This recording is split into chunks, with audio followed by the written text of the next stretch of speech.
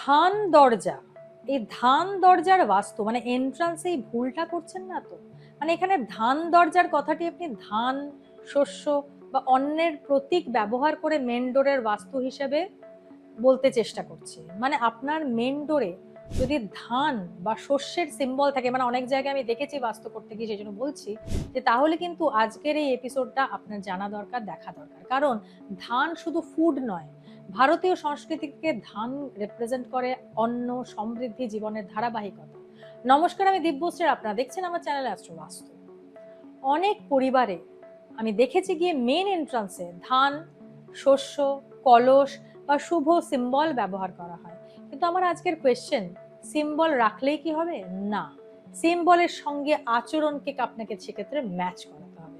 যদি এন্ট্রান্সে ধানের সিম্বল রাখেন, কিন্তু চারপাশে যদি নোংরা, ডাস্টবিন, ব্রোকেন শুজ রাখেন, তাহলে সিম্বলিক মেসেজের সাথে সাথে এনভায়রনমেন্টের যে কনফ্লিক্টটা তৈরি হচ্ছে, সেটা কিন্তু আপনার বাস্তুকে এফেক্ট করবে। তাই প্রথম রুল হচ্ছে, অন্যের সিম্বল যেখানে, সেখানে কিন্তু ক্লিনলিনেসকে প্রায়োরিটি দিতে হবে। সেকেন্ড হচ্ছে, ধান বা শস্যের ডেকোরেটিভ রিপ্রেজেন্টেশন যেন ড্যামেজড বা ডার্টি না হয়, নোংরা হয়ে রয়েছে তা নয়। থার্ড হচ্ছে, মেন ডোরের সামনে কিন্তু আননেসেসারি অবস্ট্রাকশন রাখবেন না, কারণ ট্র্যাডিশনাল বাস্তুতে এন্ট্রান্সকে এনার্জি মুভমেন্টের একটা ইম্পর্টেন্ট জায়গা হিসেবে দেখা হয়। এবার আমার মেইন একটা কথা বলছি, সেটা হচ্ছে ফুড সিকিউরিটি এনার্জি। মানে আপনার বাড়িতে কি অন্যের প্রতি রেসপেক্ট আছে? খাবার ওয়েস্ট করা হয়, রান্নাঘর অগোছালো, ফুড স্টোরেজ সিস্টেম মেসি, তাহলে কিন্তু শুধু এন্ট্রান্সের ধান রাখলে হবে না, অন্যের প্রতি রেসপেক্ট এবং আপনার লাইফস্টাইলেও তাকে রিফ্লেক্ট করাতে হবে, মানে অ্যালাইন করতে হবে যেটা রাখছেন সেটাকে।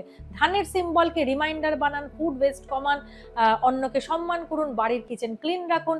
এটা কিন্তু সিম্বলিক বাস্তুর সবচেয়ে বিউটিফুল ব্যবহার। মানে আপনি যে সিম্বলটা রাখবেন সেই সিম্বলটাকে অ্যালাইন করুন।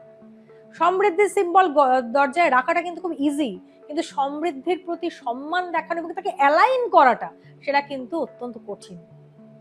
নমস্কার, আমি দিব্যশ্রী। যদি এপিসোডটা ভালো লাগে তাহলে অবশ্যই চ্যানেলটাকে সাবস্ক্রাইব করে পাশে থাকা বেল আইকনটা ক্লিক করুন, যাতে এমন এপিসোড সবার আগে আপনার কাছে পৌঁছে যায়। নমস্কার।